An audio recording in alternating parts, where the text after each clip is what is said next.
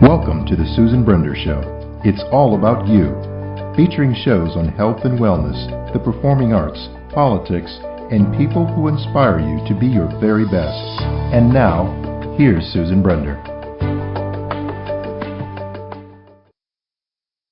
I'm Susan Brender, and this is the Susan Brender Show.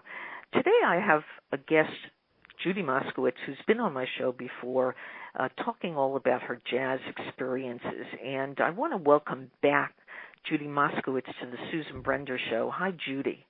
Oh, hi, Susan. You know, Judy, you're from New York, and jazz is so popular in New York and places around the world. Now, we're going to talk all about your poetry today, but first I want you to tell the audience how you got started in the business of jazz. Well, it's a long, long story, Susan. I started playing piano at 3 and went to Juilliard and life experience and marriage and so forth. And then all along I was listening to wonderful recordings of Miles Davis and John Coltrane, and I did get involved in the jazz world, and I played, at the Blue Note and various other places with trios, and it was just my world and my life. Yeah, I just listened to some of your music, which we're going to play for the show, and I had to close my eyes because it was so beautiful. Now, thank you. Yes, thank you. Thank you. Now, let's really get started on talking about your poetry. You started writing poetry 3 years ago. Mm-hmm. How did you get started in doing that, and how has it sort of ended up for you? Well, I started writing poetry 3 years ago.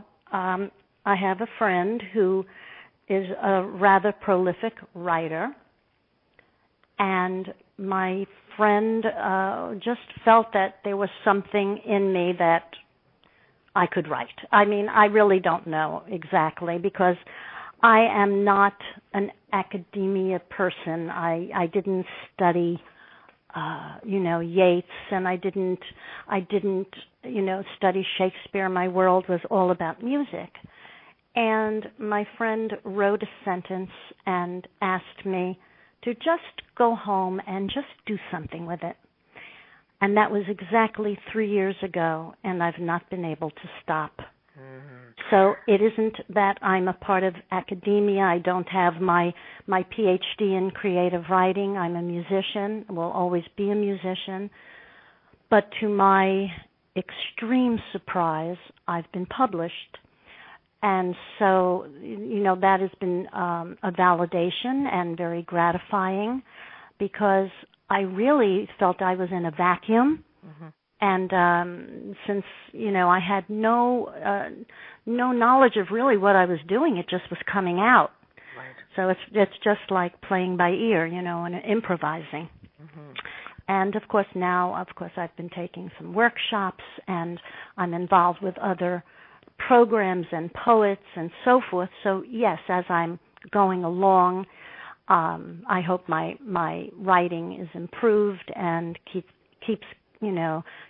improving, because that's what life is about. Right. Now, is there a connection between music and poetry? Because some music does really sound like poetry. And I know that somehow there's a connection in the brain.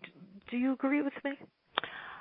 I do agree with you. But it's really interesting that you ask me that, because until I started writing poetry, I would never even think of it.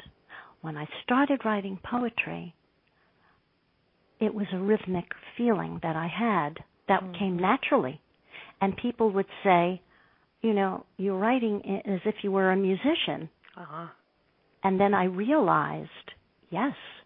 I mean, Allen Ginsberg, always listened to jazz, and if you've seen any footage in the early days of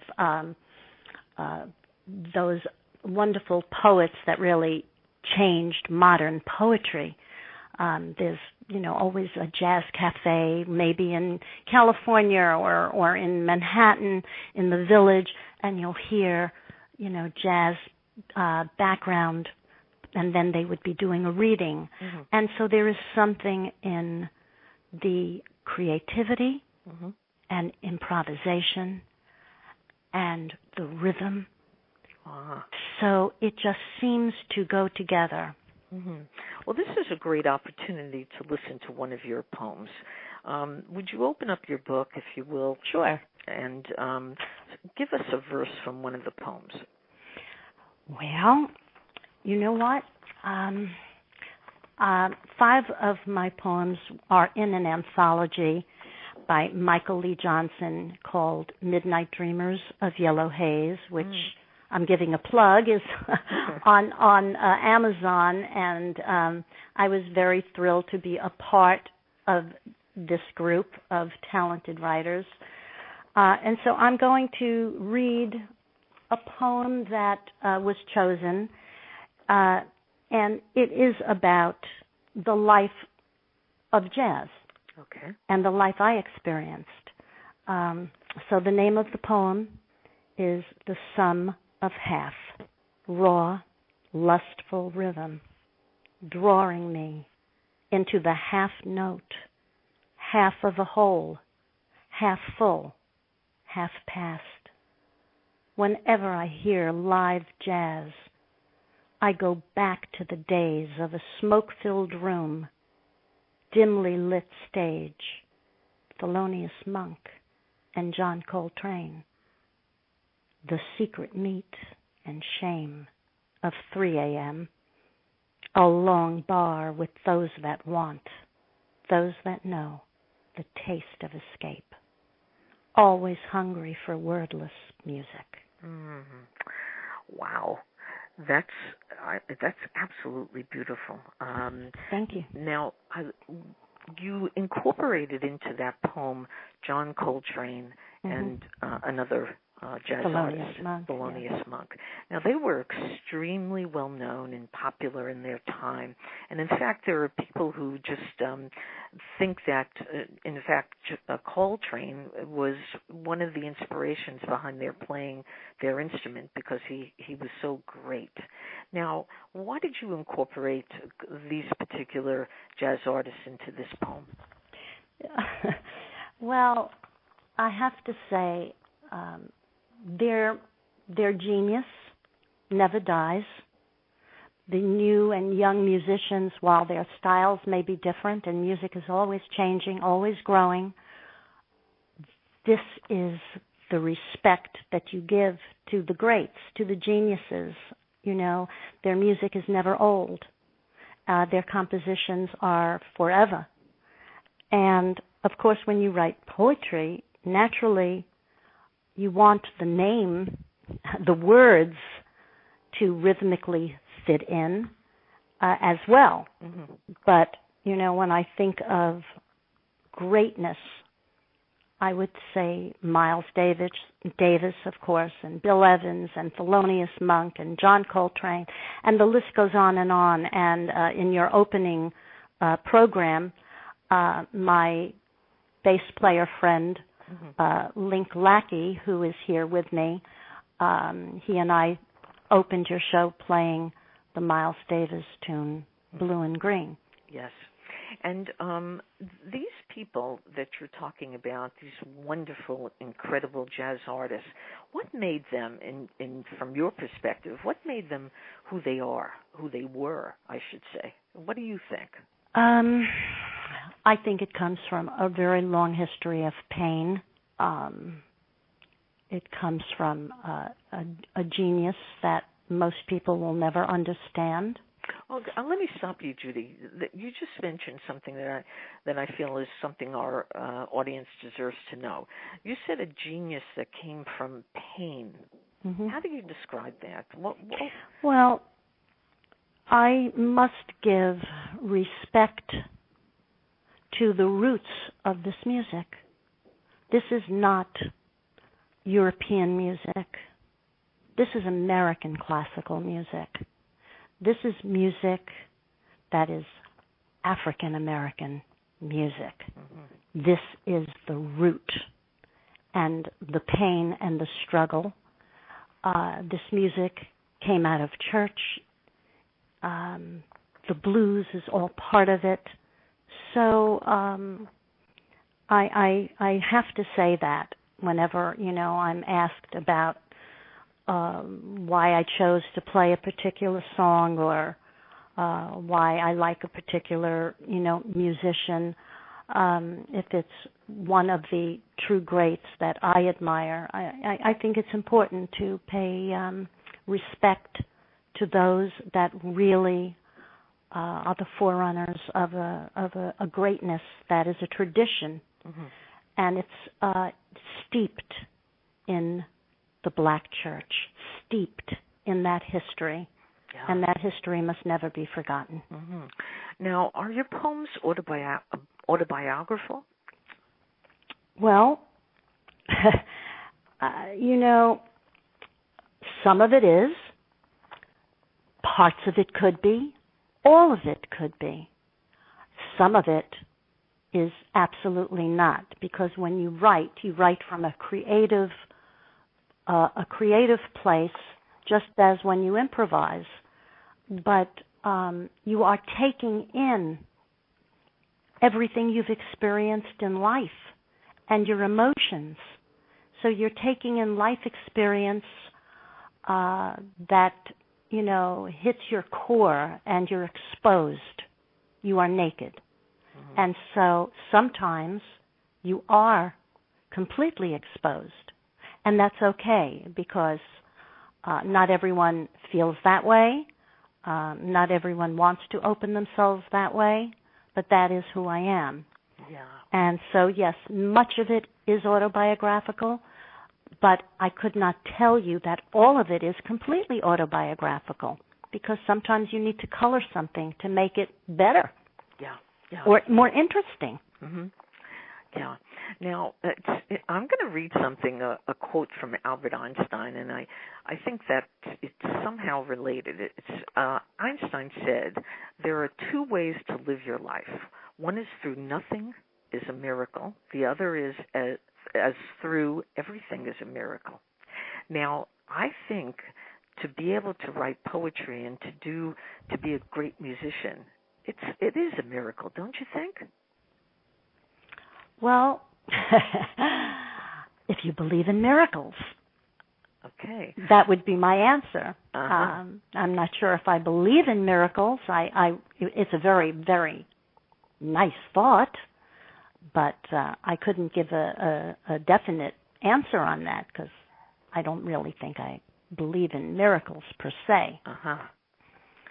Okay, so now let's read something, a quote from Mark Twain. Mark Twain said, good friends, good books, good poetry, good music, and a sleepy conscience. This is the ideal life. To pay attention to what you observe around is the way to go. That's what Mark Twain said. Well, Mark Twain was a brilliant man. And I would have to say that I agree. So now, Judy, okay, so now you've written poems, you're mm-hmm. playing music. Mm-hmm. If you could do a show about mm-hmm. the poetry that you have written, what would the show look like or sound like?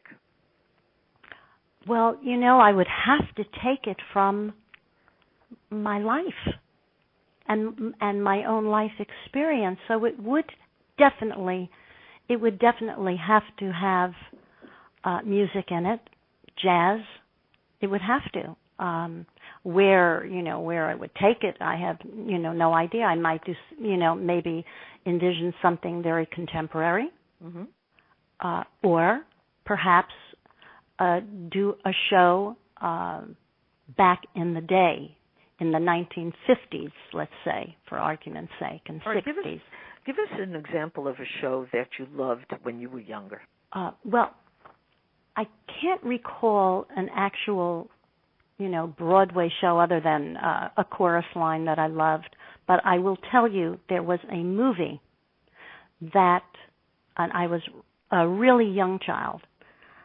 This movie, I have never forgotten it. The minute I saw it, as soon as I finished the film, I saw it at Radio City Music Hall in Manhattan. Right. My mother took me. I was young, very young. And as soon as I got home, I had to play the music by ear from that film. And the name of that film was The Red Shoes, starring Maura Shearer. I had a classical background, so at that particular time, I was, playing classical music. And so the music and the story, and it was a ballet, was just so magnificent, and I've never forgotten it. It had a tremendous impact on me as far as the music. So if I hear you right, there are certain kinds of things that made you feel so good that you had to follow up on it. And now, if you would give us another poem, that would be really good. And I would love to. Okay, go on. Let me just preface that by saying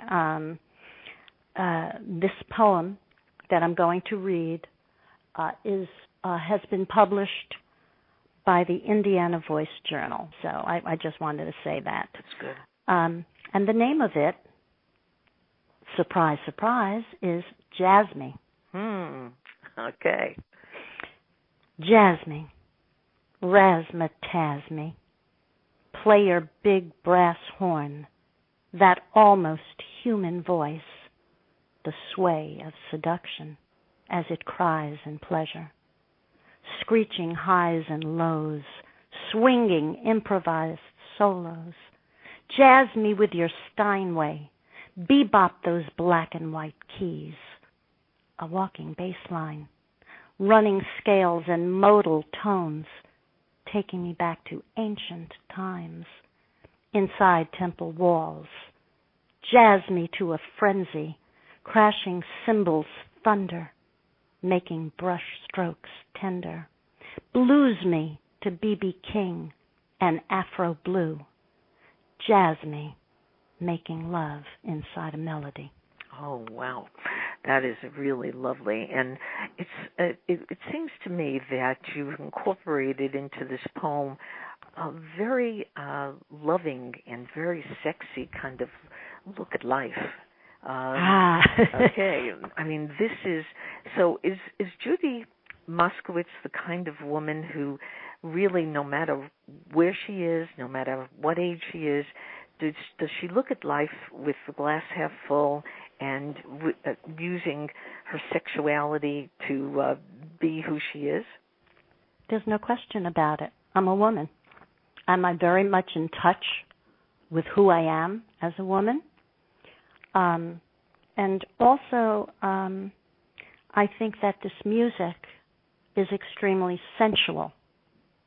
And if you're not in touch with these deep feelings, I don't know how you can play this kind of music in an honest way. Because this music can be sexual, but it is extremely sensual. And when you see musicians swinging their hips back and forth and they're feeling the music, and you feel that the audience, is feeling it, it's an emotional experience. But you need to feel free. You need to feel free and celebrate this kind of freedom. Right.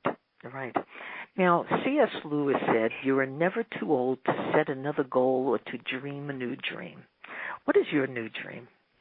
Well, I totally agree. My dream is to always learn. My dream is to continue to be better tomorrow than I am today. My dream is to be more creative as I live life. My dream is, of course, to stay healthy so that I can live long enough to achieve. Yeah, that'll help. But I will say this. Also, part of my dream is never feel that satisfied, because that, you become very complacent. you always have to feel there is more. I can do more. I can be more. I want to. Mm-hmm. I think it's very, very important. That's how you keep growing and you stay relevant. Creativity never dies unless you do. That's really wonderful, inspirational statement. Now, the pathway to continuous improvement and celebration, what do you think when I say that? What strikes you? I'm going to say it again. What is your pathway to continuous improvement and celebration? My pathway is exactly the path that I have chosen to take for a lifetime. And that is to follow my inner core, my inner life. And my inner life is who I am. I'm a creative person. And that is what I listen to. I don't necessarily have to go along with what other people say. I've never done so. Mm-hmm. It's the music, it's the poetry, it's experiencing beautiful art, looking at great photography. All of this, everything that we take in is beauty. And that is my pathway. You know, this is not a formula. There is no formula for this kind of creative beauty. Mm-hmm. This is something that comes from within, and you need to be a seeker. A seeker. Now, you believe in yourself. You have faith in your abilities. Without a humble but reasonable confidence in your own powers, you cannot be successful or happy. So when you hear that, what strikes you? I'm going to read it again. Belief in yourself, have faith in your abilities. Without a humble but reasonable confidence in your own powers, you cannot be successful or happy. Do you agree with that? I do. I wholeheartedly agree with it. And that is not easy. I could not tell you, if you asked me that question 25 years ago, I would not be able to answer that question. Mm-hmm. You learn who you are as you go, if you're willing to. Open yourself up and be honest. You learn who you are.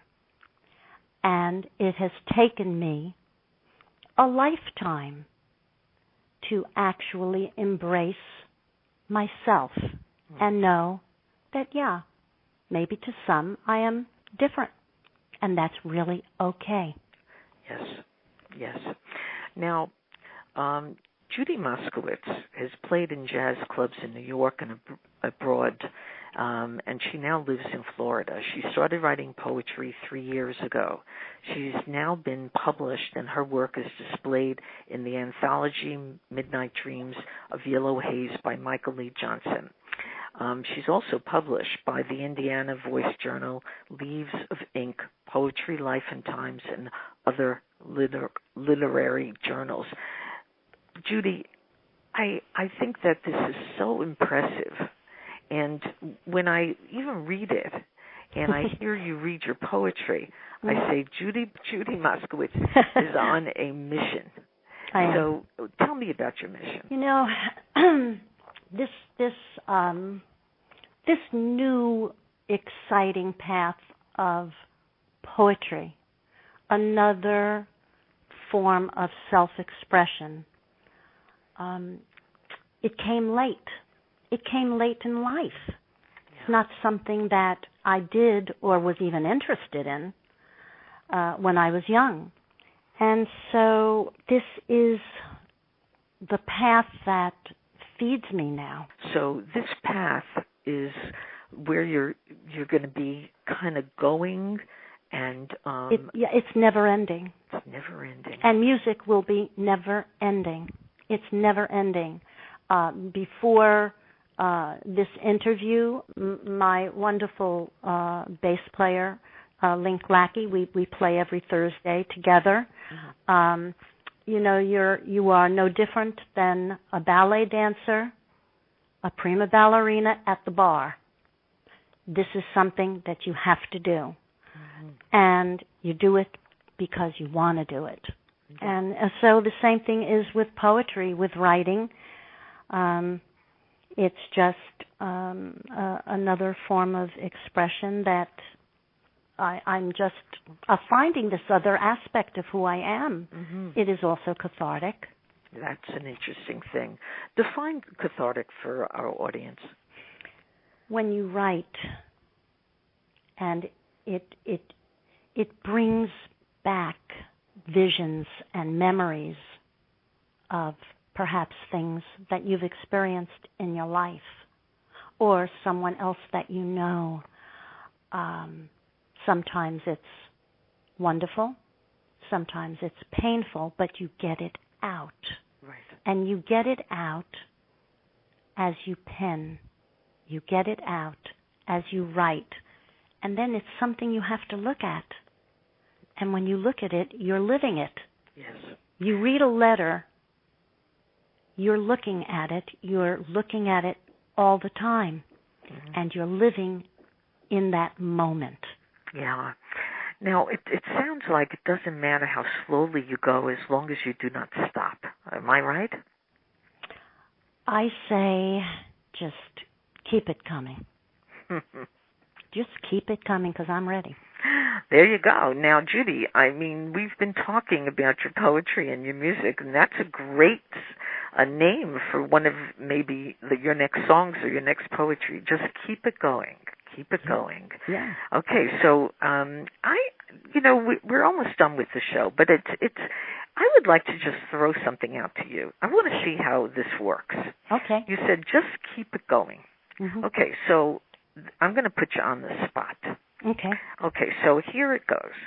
Just keep it going. Finish that statement. Keep it going. Let it grab me. Let me live it. Let me love it. Just keep it going. I will reach for the stars. I will be all that I need to be.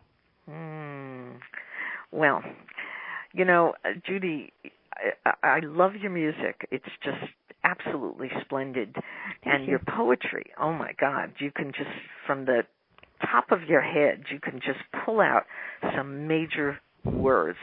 So if you were to say something to our audience, what would you say to them? And how would it affect you to be able to kind of affect society in ways that you would love to see happen? Oh, that's a big one. I don't know how I would affect society. I'm just one little person. I will say this.